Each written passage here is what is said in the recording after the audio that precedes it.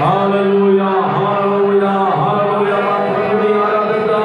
పరిశుద్ధాత్మను ఆరాధిద్దాం. పరిశుద్ధాత్మ దేవుడా ఉబలటమా ప్రభుమందిరములో మనము పరవశంలో ఉన్నామా? యేసునామా తండ్రి గొప్ప దేవుడా నీకు వందనాలు ప్రభువా చెప్తామా?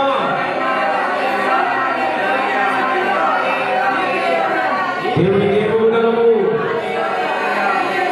దేవుని నామాన్ని ఏ రీతిగా కనపరచగలమనము? దేవుని నామాన్ని ఎలా వివరించగలము? దేవుని ప్రేమను ఎలా వర్ణించగలము? దేవుని ఆరాధించడం తప్ప మనం ఏమైనా చేయగలమా? ఓ తండ్రి గొప్ప దేవుడా నీకే వందనాలను చెప్పి చేతులనుండి కన్నులపై చాపి హృదయానికి అప్పగించి ప్రభునామానికి ఇష్టదైవముగా నీవు ఆరాధించగలవా? ప్రభుని ప్రేమతో ఆరాధించు, బాధ్యతగా ఆరాధించు.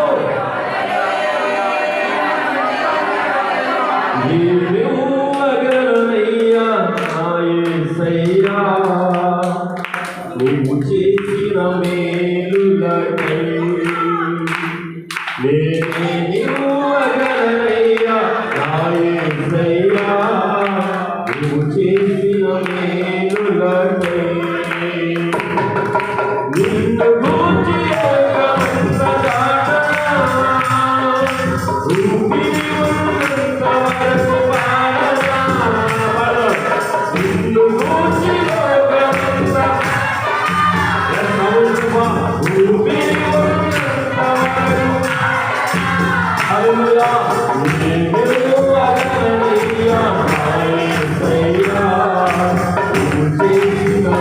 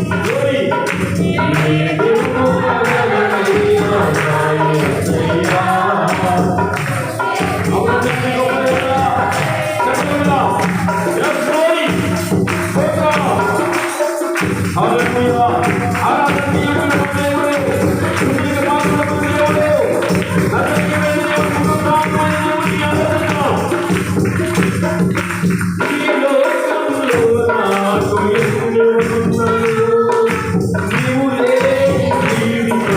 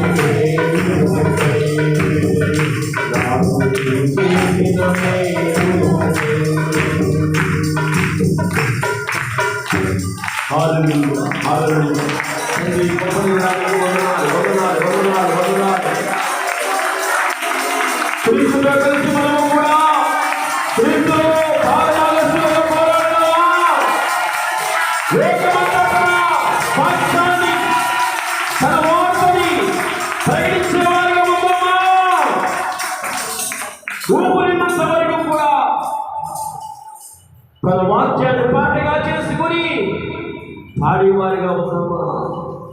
ఈ దేవుడు కోరుకుంటున్నా ఆ జీవితం, ఆ మధురమైన జ్ఞాపకాలు ఈ లోకంలో చాటి చెప్పేవాడిగా ఉండాలి.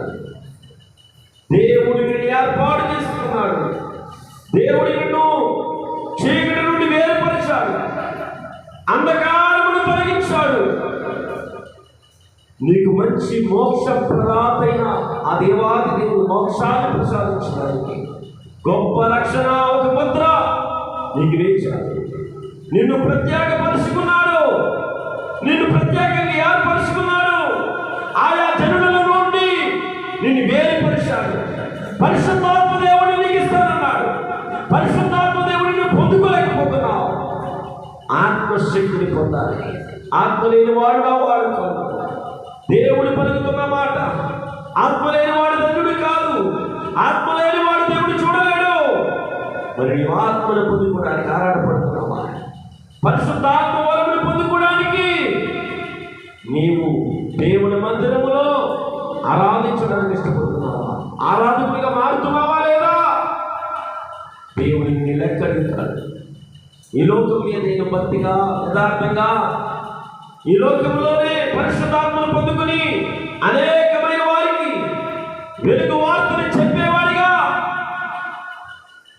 నువ్వు ఉండాలంటే ప్రభు మందిరంలో ఆరాధించేవారు ఆరాధకులుగా మారి పరిశుద్ధాత్మను పొందుకోవాలి. అటు వరమును 10 మందికి చెప్పేవారిగా మనం ఉండాలి. ఈ దినమున ఆత్మ లేని వారై చెప్పబడిపోతున్నారు. ఒట్టిగానే ఉండిపోతున్న వంటి మోడిల వలె మిగిలిపోతున్న విశ్వాసులు చూస్తున్న సంఘాలు చూస్తున్నాం. ప్రియమైన వాళ్ళారా, నీవు కూడా అలా ఉంటే వారికి నీకు తేడా ఏముంది? పరిశుద్ధాత్మ శక్తి నీ దగ్గర నీ ఉందరా? ఇక్కడే ఉంది.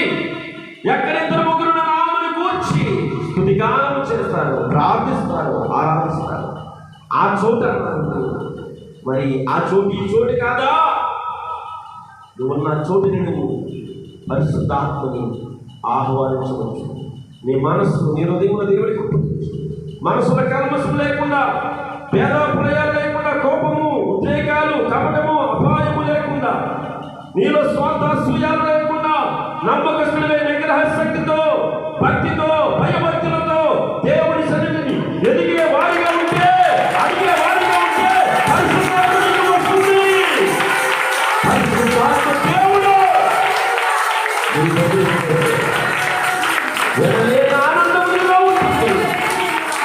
ఎనలేని ఆనందములో పరిశుద్ధాత్మ దేవుడు కాదు. ఈరోజు స్పందిస్తున్నాము.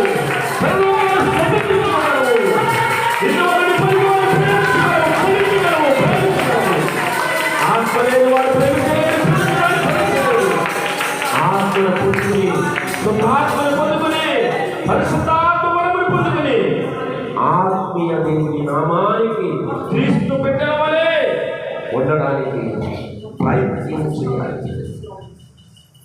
వద్దలాలి, జీవించబడాలి. ఈ లోకాన్ని చాటి చెప్పేవాడిగా, బైబిల్ చెప్పేవాడిగా, ప్రకటించేవాడిగా, పరిశుద్ధాత్మ శక్తితో అనేక ప్రకటన చేసేవాడిగా, సాక్ష్యం ఇచ్చేవాడిగా దేవుని ఆత్మను పొందుకోవాలి. ఆత్మ లేకపోతే నువ్వేమి చెప్తావు? నీతో ఎవరు మాట్లాడతారు? నీ శరీరంతో, నీ సొంత బలంతో, సొంత ఆలోచనతో, సొంత జ్ఞానంతో వెళ్ళి బోధించాలనుకుంటే అది అవ్వదు. పరిశుద్ధాత్మ బలము వరము నీకుంటే నీవు మాట్లాడవసరం లేదు. నిన్ను ఉపయోగించి, నిన్ను వాడుకొని, నిన్ను భద్రపరిచి తానే అన్ని జనులతో మాట్లాడతాడు. ఆత్మశక్తి ఉంటే ప్రేమ, అనురాగం, ఆప్యాయత కలిగితాయి. ఎదుటి వారికి మేలు చేయాలన్న తత్వం కలుగుతుంది. లేకపోతే అసూయ, భేదాలు, అక్రమాలు, అన్యాయాలే జరుగుతాయి. అలా ఉండడానికి గల కారణం పరిశుద్ధాత్మ దేవుడు నీలో లేడు. ఉంటే నీకు ఎలా బ్రతకాలో, ఎలా నడవాలో, ఎలా జీవించాలో, మాట్లాడాలో నీకు నేర్పించినేమో. ఆత్మీయ వరం పొందుకోవాలి. పరిశుద్ధాత్మ శక్తిని పొందుకోవాలి. ఆయన చక్కని వాడు, బలమైన దేవుడు. గొప్ప దేవుడిని నమ్ముకున్నాం, జీవాధిపతిని నమ్ముకున్నాం. సుకుమారుడా నీ చరితము నేనెంతో వివరింతును, నీ మహిమను ప్రకటించగా నేనెంతో ధన్యుడను. అందరూ కలిసి చేతులు పైకి చెప్తారు. సుకుమారుడా నీ చరితము నేనెంత వివరింతును, నీ మహిమను ప్రకటించగా నేనెంతో ధన్యుడను. గనులకు లేదే ఈ శుభతరుణం, నాకిది నీ భాగ్యమా. గనులకు లేదే ఈ శుభతరుణం, నాకిది నీ భాగ్యమా. జీవితమంతా నీకర్పించి నీ రుణమునే తీర్చాలా. జీవితమంతా నీకర్పించి నీ రుణమునే తీర్చాలా.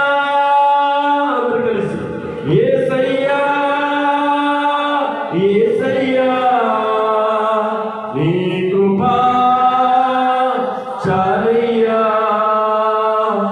యేసయ్యా, యేసయ్యా నీ ప్రేమే చాలయ్యా. జగములనే పరిపాలగా జగతికి నీవే ఆధారమా. ఆత్మతో మనస్సుతో స్తోత్రగానము పాడిన నిరతము ప్రేమ గీతము. యేసయ్యా, యేసయ్యా నీ కృపా చాలయ్యా. యేసయ్యా, యేసయ్యా నీ ప్రేమే చాలయ్యా. ఆయన ప్రేమ చరిత్ర గొప్పది. అది ఆనందకరమైనది. అదృష్టం కలిగిన వారికి మాత్రమే అది అర్థమవుతుంది. భక్తి చేస్తున్న వారికి మాత్రమే అర్థమవుతుంది. యేసుని యేసులా ప్రేమించిన వారికి మాత్రమే అర్థమవుతుంది. క్రీస్తు మరణాన్ని చాటి చెప్పిన వారికి మాత్రమే, పునరుద్ధాన జీవితంలోనికి వచ్చిన వారికి మాత్రమే అర్థమవుతుంది. తన చూడాలని ఆశ, తన ఎదుగు చేరాలన్న ఆశ వారికి మాత్రమే ఉంటుంది. భక్తి గలవారు ధన్య జీవులోని బైబిల్ చెబుతుంది. అటువంటి భక్తి జీవుల వలె, భక్తి గల వారివై ధన్య జీవుల వలె పరలోక వారసత్వాన్ని పొందుకోవడానికి సిద్ధపడదాం అందరము కూడా. ప్రభు రాకడ సమీపమై దగ్గరై ఉన్నది. జరుగుతున్న అరాచకాలు, ఆందోళనలు నువ్వు అర్థం చేసుకుంటున్నావా?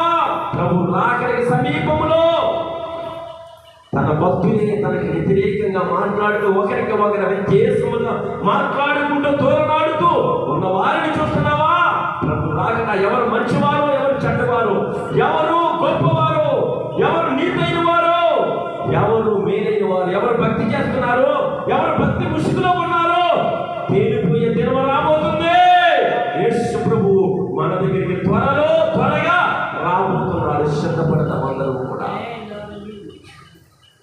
పరిశుద్ధుడా తండ్రి, ఈ దినమున మమ్మల్ని ప్రేమించి ఈ పునరుద్ధాన దినమున నీ మందిరములో, నీ సన్నిధానములో ఈ విశ్రాంతి దినముని మేము అనుభవాన్ని పొందుకోవడానికి ఆరాధించి స్తుతిగానం చేసి పాటలు పాడి ప్రార్థించుకొని వాక్యమనడానికి మమ్మల్ందరూ ఒక దగ్గరకి ఒక చోటకి ప్రభుని మందిరంలో చేర్చినందుకు మీకు వందనాలు, స్తుతి స్తోత్రాలు చెల్లించు. ఈ సమయం నీకు అప్పగిస్తూ ఆరాధన వింటున్నా, ఆరాధన చూస్తున్నా, ఆరాధన చేయిన ప్రతి ఒక్కరిని ప్రభువా, ఈ ఆరాధనకి అనుగులైన వారందరినీ కూడా ప్రభువా, ఆరాధించిన వారందరినీ కూడా ప్రభువా నీవే దీవెన ఆశీర్వాదాలతో నింపి నీ బ్లెస్సింగ్ నీ బిడ్డలందరికీ దయచేస్తారని ఈ సమయంలో నేను చేస్తున్న ఆరాధన మీరు అందుకుని తప్పులుంటే మన్నించి నీవే మాతో మాట్లాడతారని యేసుక్రీస్తు నామముని అడిగి వేడుకొని ప్రార్థిస్తున్నాము తండ్రి. ఆమేన్. హల్లెలూయా.